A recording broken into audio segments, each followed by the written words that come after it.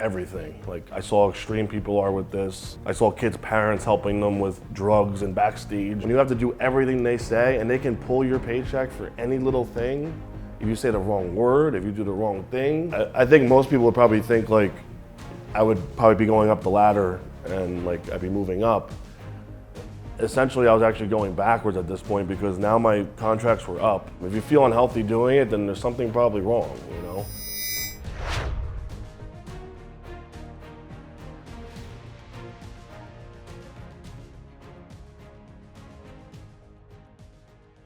All right, so I'm gonna make this video real quick for you. You have your front delt, medial delt, rear delt, okay? So put your arm flat on a desk like this, as you can see, okay? So you're gonna lay flat so it's soft. See, now it's pliable, there's no, muscle's not flexed, so when you obviously stick the needle in, it's not against a hard muscle, and obviously that's when you get bad scar tissue. That's where you get a bad abscess and knot because the muscle's flexed and it doesn't like being agitated like that. So make sure it's soft when you inject. And then what you're going to do is for your front delt, you're going to go straight in like this. And for medial delt, you're going to go straight in like this. And rear delt, you're going to go straight in like that. So it's 3 different spots right there across your delt. So Nick, thanks for coming in, man. No, I appreciate having me here. It's awesome. Come back. I know. You've been making a lot of noise online recently. A lot of talk about you. Seems like you became very outspoken about a lot of things. So we're going to get into all that. But like, I just kind of want to get to know your story a little bit. Mm-hmm. How did you get into bodybuilding? Why did you decide to get into that culture and sport? It goes back to when I was 16. I actually got kicked out of high school. I had scholarships for track and field. I was a decathlete. And I told people this before, like that was my goal, it was to be in the Olympics. Like I was pushing hard for that. And that's when I first got exposed to using steroids when I was 16. I started taking stuff because I wanted to be faster, be able to jump higher. Functional. Yeah, functional stuff. That kind of parlayed me into really curious about bodybuilding because I was like, okay, what is this stuff really used for? Like what's the serious athlete doing with this? Because obviously track and field athletes don't talk about that stuff. That's like pink elephant in the room, don't want to go there. So after I got kicked out of high school, I lost my scholarships. So from there, junior year, I didn't complete high school. I left. Parents were beyond fed up with me at that point because I lost scholarships, got kicked out of school. I was paying a lot of money to go to school, it's Catholic school. My parents weren't like the richest people. So at that point, I got a job at the gym and I met Victor Martinez, Rich Gaspari, Jason Arntz, you name it, went to this gym down Jersey Shore. It's a 24-hour like hardcore. When I say hardcore, I mean like there's rust on everything, like brick walls, a garage door to walk in, it doesn't close, it's open every day. And I started working there as a weight boy, just cleaning up weights. And I started talking to everybody. And at that time, I was more curious about more drugs now because I got involved already. So you're very young-minded. You're like, oh, I want to take more now, more. And now I was interested in weightlifting because I had nothing else to do. And these guys were preaching me the right way to go. Like, don't rush it, don't do anything. And I was eager and young, and I wanted to do more. So I went on my own, found some more stuff to take, and then I started growing at a crazy rapid rate at 16, 17 years old. Probably more than the average person. And then one of my best friends, Phil, was competing already. He was 3 years older than me. He's like, dude, just do a show. You're gonna win everything as a teen. And I was like, I don't know, I only got 3 or 4 weeks of the show. And I was still 16 at the time. So on my 17th birthday, I did my first show, ended up winning all the teen stuff, took second in the open. I was like 205 on stage. And I fell in love with bodybuilding right there. And then he's like, do teen nationals, you'll do really well. I did teen nationals, took 4th. And then from there, I got really exposed to everything. Like I saw how extreme people are with this. I saw kids' parents helping them with drugs and backstage. And I saw like the extreme. On that level, they were. On that level. And I'm like, I'm not anywhere, I'm not close. Like if my parents knew at this time, they would kill me, you know? So I came home to all that and refocused, and from there I kind of really just figured out what I really wanted to do with myself. But you saw bodybuilding as a career at that age already? You know what? I didn't know much about bodybuilding at the time, so I didn't know if there really was an opportunity for a career. I just knew, and also living in Jersey, I don't know if you know about Jersey, but everyone here lifts weights. They like to be big, they like to be in shape. And I just wanted to be one of those guys to fit in because I was young and all my friends were older. So at that time in my life, I was like, I just want to be big and I want to look like them and look older and have the presence. So I got a job being security, so I get into clubs and be around this environment and see what it was about. I was just very curious at that age, and I knew I wanted to bodybuild, but I just knew I wasn't ready to be on stage yet with that kind of caliber of athlete. Especially because I knew where I was as an athlete with track and field, and how much dedication it took just to be where I was. And I knew this sport was, the same thing, just a different avenue. Now, I saw one of the videos you posted recently on your social media. It said patience. Be patient, because it took you over 5 years to get actually in a pro level. Yeah, so from that point, after I did that show, it was like June. It was my birthday. From that point, I took 5 years off. I didn't go near stage. I didn't come back to the stage. Completely off. Yeah, I just took off and worked out, and that was all I was focused on. And I said I wasn't going to go back on stage. I was going to take my time with this because, I didn't want to rush it, because I saw a lot of people at the time. Because now I got more into with the sport. So now I'm on. At the time, there was no social media. It was forums. I was on the forums. I was talking to my friends, and they're like, "You're not ready. You're not ready." So I didn't get even mentally focused, like the thing I was being on stage, until I was like 22, 23. I was like, okay, now I feel like I deserve to be up there. Now everyone's kind of like, oh, I want to be up there in 6 months. I want to be pro. I want to be a pro in a year. I want to be in Olympia in 2 years. Like, their aspirations are just so not like realistic at this point. Maybe for a physique guy or classic, but not for a bodybuilder. That's all there was at the time when I was coming up. There was only bodybuilding, and there was fitness, and I think figure or something. But I was just focused on getting big and just staying in shape, and that was always like my route. Like, I just loved to be in the gym, and I'd work all day and go to the gym with my buddies and start over and do it all over again. There wasn't really a career, like mentally I wasn't there yet for that, But you mentioned patience. Do you think a lot of people get hurt when they're not patient and trying to rush into this more and more and get on that stage much faster?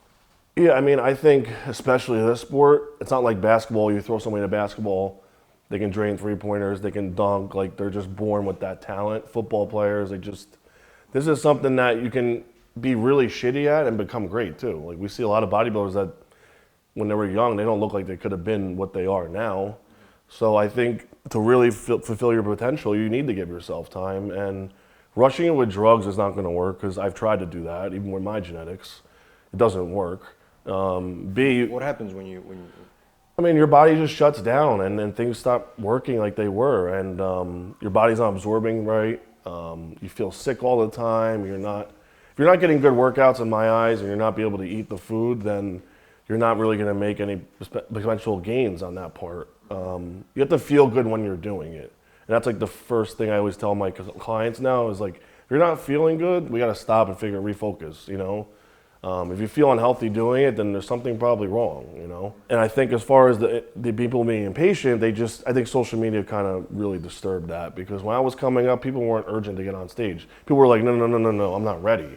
Now everyone has the complete opposite attitude, like, I'm ready. And I'm like, and I look at them like Not ready. yeah, you're definitely not ready, dude. You got another 2 years under your belt, So, but you have to be patient with this sport, because you really don't know your true potential till you get 3, 4, 5 years into it. And I'm sure you lift weights, you see how hard it is to make gains and do things. It doesn't happen overnight. So when did you finally get your pro card? And at that point, what was your mindset? Like, okay, you got your pro card. What was your expectations at that point? So before I did my first show coming back, Gerard Dente of Muscle Meds, long story short, I saw somebody in the gym. They put me in touch with Gerard. I went up there and met him. They signed me to a contract two weeks before I competed. So this was before I even competed now. And I was 22. My 23rd birthday, I did Atlantic States. I ended up placing second behind a guy named Max Charles, who's pro now. And then from there, I went to Junior Nationals and got crushed. I took 6, which I thought was a gift. I shouldn't have been 6. I over-dieted. I came in really bad. And then from there is when I really was like, okay, I'm going to lose sponsorships so I don't push myself to the next level. And Mr. USA was the show I wanted to win. I didn't want to win nationals. I just wanted to have that Mr. USA title. And me turning pro was like the ultimate goal. It wasn't to be on the Olympia stage. It wasn't to be the biggest, freakiest guy. My goal was just to win, turn pro. That was my goal. That was just my goal. I was focused on it, So I turned pro at 25 at USA's. The first time I went to USA's, I took second. I needed gyno surgery. I had bad gyno. They said that's why I lost the show. So I ended up getting that done, and then 2013, ended up getting an infection in my arm from a bad injection, couldn't do nationals, and came back and I did USAs and I ended up winning through 2014. And you got your pro card. I got my pro card there. Yeah. And at that point, how did you see your career transpiring from that point on? I mean, what was in your mind at that time? So I think most people would probably think like I would probably be going up the ladder and like I'd be moving up. Essentially, I was actually going backwards at this point because now my contracts were up. And yeah, I got a little more money now because I turned pro, but it was going to end in like 6 to 8 months from there.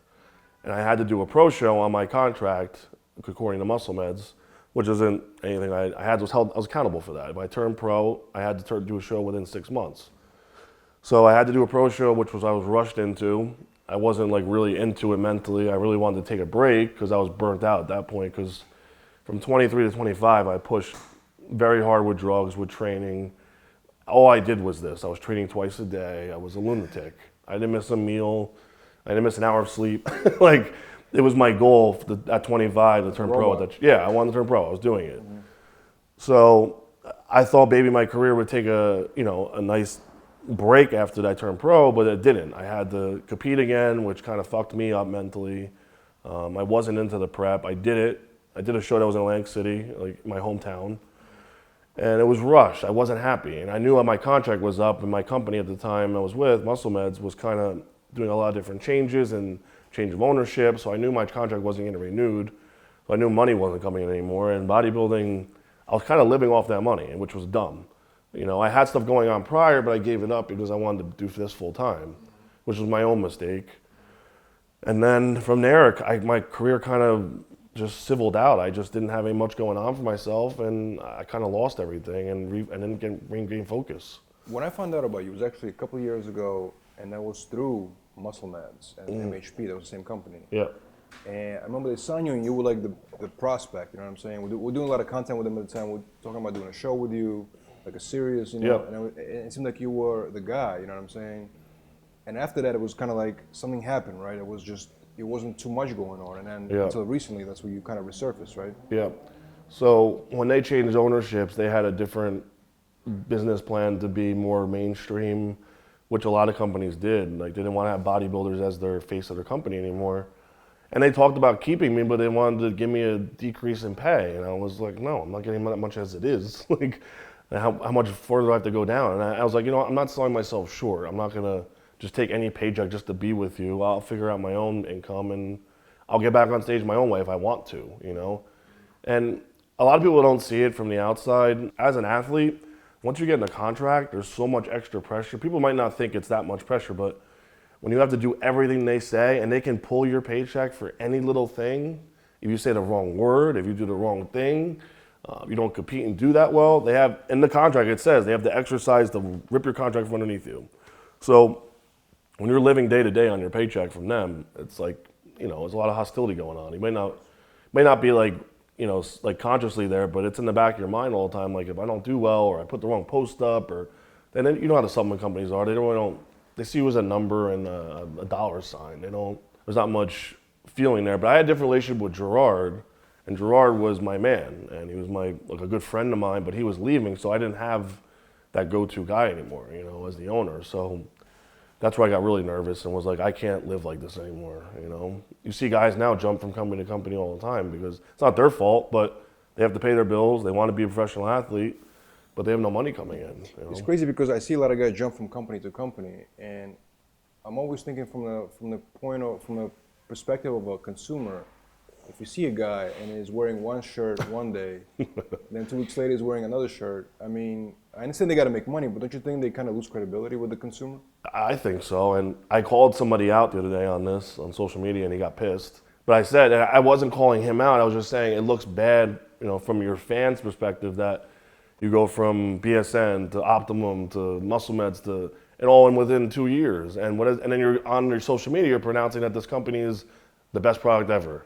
Don't say that kind of stuff if you're going to do that, in my eyes. And if you're going to be a coach too, which he is, that doesn't give you much credibility. You're telling people to take this because you believe in it, and then next week you're telling them to take something else. I would never do that. I was with them and that was it. And now I help one of my close friends, Jeff Long, is a pro bodybuilder with his company, but I'm not like an athlete for them or anything. I just help him push his product because he's my good friend. I was with them and that was it. But I get they have to feed their families and make money and everything else. But if I would never just sign a contract, that was the integrity of it was to leave in 6 months or 3 months. I just wouldn't. I wouldn't announce things like that on my social media. I would handle it much differently. But I get it. I mean, if you have a family and you got to feed them and you got to make your own money, you got to figure it out because it's hard to make money in this sport. It's very hard. You know? It is.